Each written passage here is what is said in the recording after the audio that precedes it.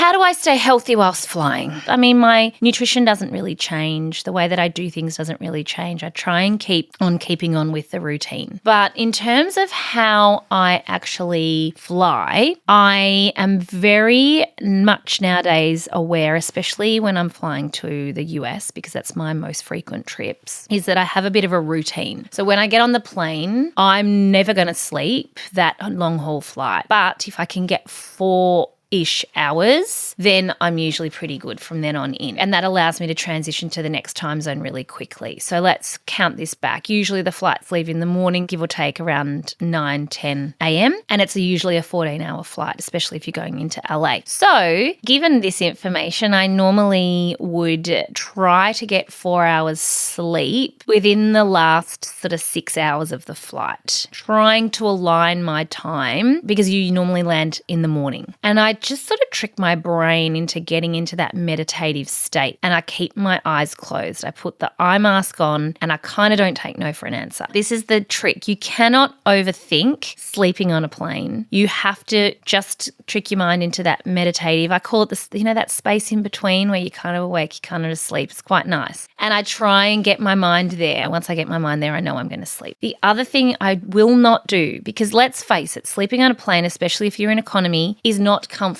I will not open my eyes. When I stir, I know I'm stirring. I will wake up, but I will close my eyes and go, let's see if we can just go another round, Nat. Let's just see if we can go another round. And chances are I can generally go another round. So that's what I do on the way over. On the way back, I'm usually so exhausted that I will sleep that majority of that flight. My flight back yesterday, day before, was 16 hours and I slept 12. The poor lady next to me, at one point she did wake me up to go to the bathroom, and I play a game. I'm like, let's just see if we can go back to sleep again. No pressure. Shut your eyes, see what happens. Get myself into that space and off I go. So 12 hours is pretty good, especially because it was 10 and then an interrupted bathroom break and another few hours after that. Also, a couple of things people have pointed out. I am 157 centimeters. I can sleep on a plane because I can get myself in a little ball. I also have another couple of things you need. You need a hoodie or at least a jumper or a jacket with pockets. I don't know what it is about putting your hands in your pockets. I guess it's kind of like sleeping with your hands under your ear, but it helps you to stay asleep for some reason. And then the eye mask is also tremendous because it stops the light coming in. What else are my non-negotiables? I don't use a neck pillow, although I probably should.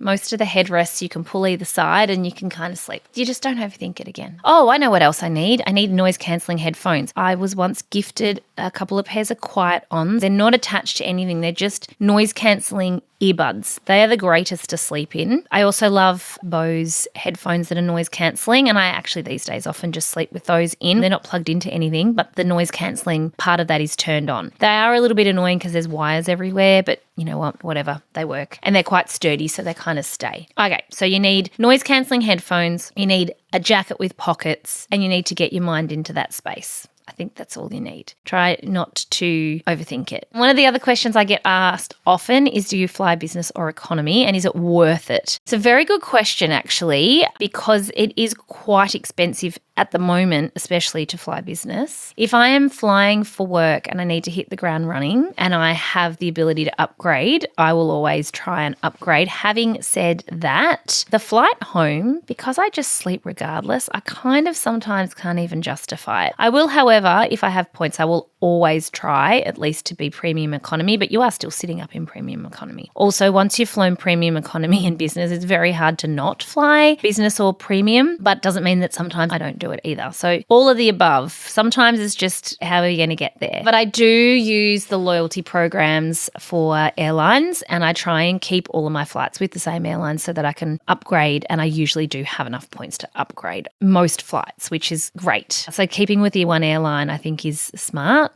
And it means that they can see that you've got status and loyalty with them. Also, to that point, with traveling with carry-on, a few of you will say, well, what's the weight on that? For the US, there's no restrictions on weight. They don't care what you take. Having said that, for Europe, they do. They will weigh it. And we ran into this challenge last year when we went to Greece. We all had a carry-on each and one large suitcase, and all of them had to be checked. But also, I didn't really mind. If you're checking one, then you might as well check all, right? And I also don't mind if my luggage goes missing, but I have my family with me. As long as my family don't go missing, I'm okay. The weight doesn't seem to matter. When you have status as well, I'm just going to tell you that they don't really check either, which sounds a little bit privileged, but that's about loyalty and staying with the same airline. It's not something you necessarily pay for. That's my hacks with that. Now, with jet lag and coming back and adjusting to those time zones, that's how I do that. I think the noise cancelling headphones are a big part of not getting jet lag, to be honest, because you can actually rest better. But also what I will do is to avoid jet lag on the way over there, sleeping those 4 hours or 5 hours on the way over. Once I'm there, staying awake until that evening means I'm straight onto the time zone. And the same thing in reverse. If I've slept the entire night, I just know that the first night I get back, I need to try and stay awake as long as I can. And normally I go to bed around 8 and then I will wake up as normal the next day. Jet lag's not a thing when you do that. Things that I travel with that really help,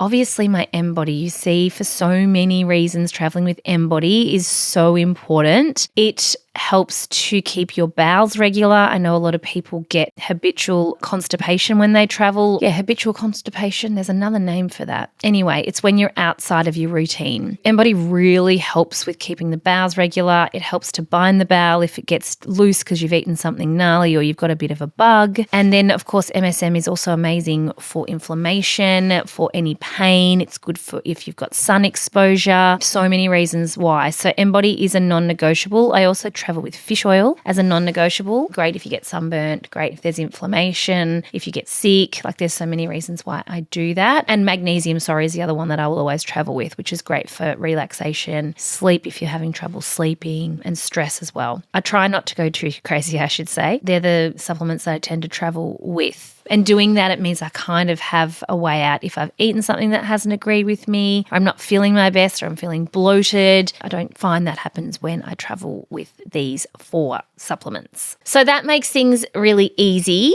and I just try and remain calm. I try and just go with the flow. I can't always control the food. I can't always control the quality of the water. There's a lot of things that are outside of your control when you're traveling, so you just have to do your best that you possibly can and try not to get too beat up about it.